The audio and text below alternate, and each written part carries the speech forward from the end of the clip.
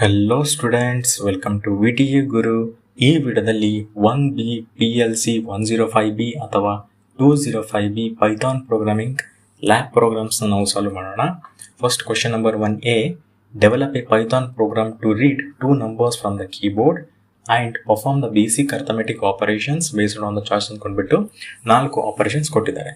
Edition, subtraction, multiplication ಮತ್ತು division. So basically ಇವ್ರು ಏನು ಹೇಳ್ತದೆ ಅಂದರೆ ಕ್ಯಾಲ್ಕುಲೇಟರ್ ಥರ ಆ್ಯಪ್ನ ಕ್ರಿಯೇಟ್ ಮಾಡಬೇಕು ಅಥವಾ ಪ್ರೋಗ್ರಾಮ್ನ ಬರೀಬೇಕು ಅಂತ ಹೇಳ್ತಾ ಇದ್ದಾರೆ. Okay, so line by line ನಾನು ಎಕ್ಸ್ಪ್ಲೇನ್ ಮಾಡ್ತಾ ಹೋಗ್ತೀನಿ.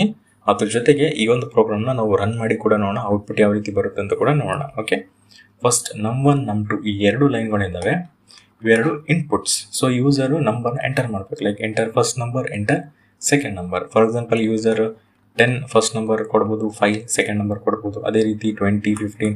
ಸೊ ಬೇಸಿಕಲಿ ಯೂಸರ್ ಏನು ಮಾಡಬೇಕು, ನಂಬರ್ಸ್ನ ಎಂಟರ್ ಮಾಡಬೇಕಂದ್ರೆ ಇನ್ಪುಟ್ ಕೊಡಬೇಕು. ಅದಾದಮೇಲೆ ಫ್ಲೋಟ್ನ ಯೂಸ್ ಮಾಡಿದ್ದೀವಿ. ಹೌದಾ, ಫ್ಲೋಟ್ನ ಏನಕ್ಕೆ ಯೂಸ್ ಮಾಡಿದ್ದೀವಿ ಅಂದರೆ ಡೆಸಿಮಲ್ ನಂಬರ್ಸ್ ಲೈಕ್ 10.5, 5.75 ಅಥವಾ 15.5.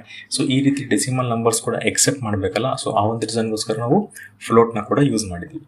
ಅದಾದಮೇಲೆ ಇದು ಪ್ರಿಂಟ್ ಮೆನ್ಯೂ. ಸೊ ಡಿಸ್ಪ್ಲೇ ಆಗಬೇಕು. ಸೊ ಫಸ್ಟ್ ಅವ್ರು ಏನು ಮಾಡ್ತಾರೆ, ಯೂಸರ್ ನಂಬರ್ನ ಎಂಟರ್ ಮಾಡ್ತಾರೆ, ಫಸ್ಟ್ ನಂಬರ್ ಮತ್ತು ಸೆಕೆಂಡ್ ನಂಬರ್ ಎಂಟರ್ ಆದಮೇಲೆ ಈ ಒಂದು ಮೆನು ಏನಿರುತ್ತೆ ಪ್ರಿಂಟ್ ಮೆನು ಅವರಿಗೆ ಡಿಸ್ಪ್ಲೇ ಆಗುತ್ತೆ.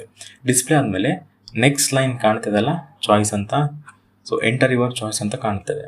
ಸೊ ಇದರಲ್ಲಿ ಅವರು ಎಡಿಷನ್ ಮಾಡಬೇಕಿತ್ತಂದರೆ 1, ಸಬ್ಸ್ಟ್ರಾಕ್ಷನ್ ಮಾಡಬೇಕಂದ್ರೆ 2, ಅದಾದಮೇಲೆ ಮಲ್ಟಿಪ್ಲಿಕೇಶನ್ ಮತ್ತು ಡಿವಿಷನ್. ಸೊ ಈ ರೀತಿ ಅವರು ಎಂಟರ್ ಮಾಡಬೇಕಾಗುತ್ತೆ. ಓಕೆ, ನೆಕ್ಸ್ಟ್ ನೋಡೋಣ. ಈ 4 ಲೈನ್ ಏನು ಕಾಣ್ತಿದ್ದೇವೆ, 1, 2, 3, 4. ಸೊ ಫಸ್ಟ್ ಫಾರ್ ಎಕ್ಸಾಂಪಲ್ಗೆ ಅವರು ಚಾಯ್ಸ್ 1 ಅಂತ ಕೊಟ್ಟರು ಅಂದ್ಕೊಳ್ಳಿ. ಸೊ ಅವರು 1 ಎಂಟರ್ ಮಾಡಿದೆ ಅಂದರೆ ಎಡಿಷನ್ ಆಗಬೇಕಲ್ಲ. ಸೊ ಆ ಒಂದು ರೀಸನ್ಗೋಸ್ಕರ ನಾವು ಈ ಒಂದು ಲೈನ್ನ ಬರೆದಿದ್ದೀವಿ. ನಮ್1 ಪ್ಲಸ್ ನಮ್2 ಅಂದರೆ ಎಡಿಷನ್ ಆಗುತ್ತೆ. ಅದೇ ರೀತಿ ನೆಕ್ಸ್ಟ್ ಸಬ್ಸ್ಟ್ರಾಕ್ಷನ್ ಬೇಕಿದ್ದಲ್ಲಿ ನಮ್-ನಮ್2. ಅದೇ ರೀತಿ ಮಲ್ಟಿಪ್ಲಿಕೇಶನಲ್ಲಿ ಕೂಡ ಅಷ್ಟೇ, ನಮ್1 ಇಂಟು ನಮ್2. ಸೊ ಡಿವಿಷನಲ್ಲಿ ಏನಾಗುತ್ತೆ ಅಂತಂದರೆ, ಸೊ ಡಿವಿಷನಲ್ಲಿ ಕೂಡ ಸೇಮ್, ಬಟ್ ಒಂದು ವೇಳೆ ಅವರು ಯೂಸರ್ ಏನು ಮಾಡುತ್ತಾರೆ ಅಂದರೆ ನಮ್2 ಇರುತ್ತಲ್ಲ, ನಮ್2ನ 0 ಕೊಟ್ಟರೆ ಈ ಒಂದು ಟೆಕ್ಸ್ಟ್ ಅಂದರೆ ಡಿಸ್ಪ್ಲೇ ಆಗುತ್ತೆ. ಡಿವಿಷನ್ ಬೈ 0 ನಾಟ್ ಪಾಸಿಬಲ್ ಅಂದ್ಬಿಟ್ಟು. ಸೊ ನಮ್2 ಯಾವತ್ತು 0 ಇರ್ಬೋದು, ಡಿವಿಷನ್ ಮಾಡೋಕ್ಕೆ ಆಗೋದಿಲ್ಲ ಅಂತ ಈ ಒಂದು ಟೆಕ್ಸ್ಟ್ ಅಂದರೆ ಅವರಿಗೆ ಡಿಸ್ಪ್ಲೇ ಆಗುತ್ತೆ. ಸೊ ಅವರು ಇವಾಗ ಚೇಂಜ್ ಮಾಡ್ತಾರೆ. ನೆಕ್ಸ್ಟ್ ಈ ಲೈನ್ ಕಾಣ್ತಿದೆಲ್ಲ, ಸೊ ಪ್ರಿಂಟ್ ಇನ್ವ್ಯಾಲಿಡ್ ಚಾಯ್ಸ್ ಅಂತ. ಸೊ ಇದೇನಾಗುತ್ತೆ ಅಂತಂದರೆ ಆ ಪ್ರಿಂಟಲ್ಲಿ ಜಸ್ಟ್ ಕೇವಲ 4 ಆಪ್ಷನ್ ಮಾತ್ರ ಇದ್ದಾವೆ. ಸೊ ಯೂಸರ್ ಒಂದು ವೇಳೆ 5, 6, 7 ಆ ರೀತಿ ಚಾಯ್ಸ್ನ ಎಂಟರ್ ಮಾಡಿದರೆ ಇದು ಇನ್ವ್ಯಾಲಿಡ್ ಚಾಯ್ಸ್ ಅಂತ ತೋರಿಸುತ್ತೆ. ಸೊ ಇವಾಗ ಅರ್ಥ ಆಯ್ತಲ್ಲ ಪ್ರೋಗ್ರಾಮ್ ಯಾವ ರೀತಿ ಇದೆ ಅಂತ. ನಾವು ಇವಾಗ ರನ್ ಮಾಡಿ ನೋಡೋಣ. ಓಕೆ, ಪ್ರೋಗ್ರಾಮ್ ನಾನು ಆಲ್ರೆಡಿ ಟೈಪ್ ಮಾಡ್ಕೊಂಡ್ಬಿಟ್ಟಿನಿ, ಎಂಟರ್ ಮಾಡ್ಕೊಂಡಿನಿ. ಸೊ ಇವಾಗ ಈ ಒಂದು ಪ್ರೋಗ್ರಾಮ್ನ ನಾನು ರನ್ ಮಾಡ್ತಾ ಇದ್ದೀನಿ. Okay, so enter first number ಅಂತ ಏನು ಕಾಣ್ತಾ ಇದೆ, ಇಲ್ಲಿ ನಂಬರ್ ಎಂಟರ್ ಮಾಡಬೇಕು. ಲೈಕ್ 10 ಅಂತ ಕೊಡ್ತೀನಿ. ಅದಾದ್ಮೇಲೆ 10 ಕೊಟ್ಬಿಟ್ಟು ಎಂಟರ್ ಅಂತ ಹೊಡಿತೀನಿ. ನೆಕ್ಸ್ಟ್ ಸೆಕೆಂಡ್ ನಂಬರ್ ಕೇಳ್ತಾ ಇದ್ದಾರೆ, 5 ಅಂತ ಕೊಟ್ಟು ಎಂಟರ್. ಸೊ ಇವಾಗ ಎಡಿಷನ್, ಸಬ್ಸ್ಟ್ರಾಕ್ಷನ್, ಮಲ್ಟಿಪ್ಲಿಕೇಶನ್, ಡಿವಿಷನ್ ಕೇಳ್ತದೆ ಮತ್ತು ಚಾಯ್ಸ್ ಕೇಳ್ತಾ ಇದೆ. ನಾನು ಒಂದು ವೇಳೆ 5 ಅಂತ ಕೊಡ್ತೀನಿ. ನೋಡಿರಿ, 5 ಅಂತ ತೋರಿಸಿದ್ನಲ್ಲ, ಇನ್ವ್ಯಾಲಿಡ್ ಚಾಯ್ಸ್ ಅಂತ ಬರಬೇಕು. 5 ಅಂತ ಕೊಟ್ಟ ಮೇಲೆ ಎಂಟರ್ ಕೊಡಬೇಕು, ಇನ್ವ್ಯಾಲಿಡ್ ಚಾಯ್ಸ್ ಅಂತ ಬರುತ್ತೆ. ಹೌದಾ, ಸೊ ನಾನು ಮತ್ತೆ ಪ್ರೋಗ್ರಾಮ್ನ ರನ್ ಮಾಡ್ತೀನಿ. ಇವಾಗ 10, ಅದಾದಮೇಲೆ ಸೆಕೆಂಡ್ ನಂಬರ್ 5. ಓಕೆ, ನೆಕ್ಸ್ಟ್ ಇವಾಗ ಏನು ಆಗುತ್ತೆ ಅಂದರೆ 4 ಆಪ್ಷನ್ ಇರುತ್ತೆ ಕೇವಲ.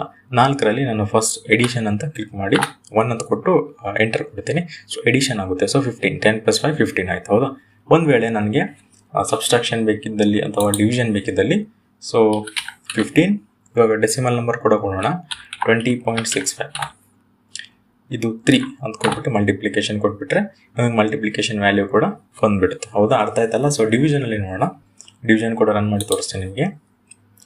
ಇವಾಗ 10.54 ಮತ್ತು 89.32 ಅಂತ ಕೊಟ್ಬಿಟ್ಟು ಸೊ 4 ಮೇಲೆ ಎಂಟರ್ ಮಾಡ್ತೀನಿ.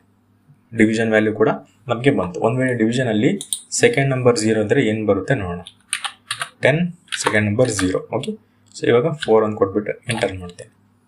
ನೋಡ್ತಾ ಇರ್ಬೋದು, division by 0 not possible. So ನಮ್ಮ ಒಂದು ಪ್ರೋಗ್ರಾಮ್ 100% ಆಗಿ ಅಕ್ಯುರೇಟ್ ಆಗಿ ವರ್ಕ್ ಆಗ್ತಾ ಇದೆ.